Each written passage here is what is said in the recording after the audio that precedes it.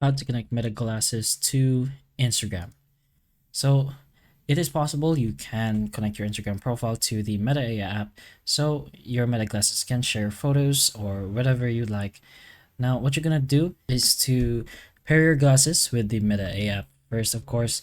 So open the Meta AI app and make sure your Ray-Ban Meta or Meta AI glasses is already connected.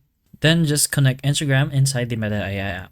Go ahead and tap on the glasses icon, something similar to this, and just find the device settings for your glasses, of course. You're gonna go ahead inside communication, which should look something like this, and you'll be able to find the connected accounts or apps.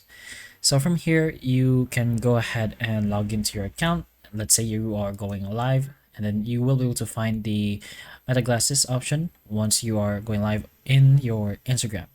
So you can start a live from Instagram, tap the glasses icon, and that's pretty much how you can do a live using your Meta AI glasses. And if you'd like, you can also import and manually share media using the glasses as well, or from the Meta AI app. But that's pretty much how you can do this process. Hopefully this video can help you, and if it can, please like and subscribe for more videos like this, and that's all.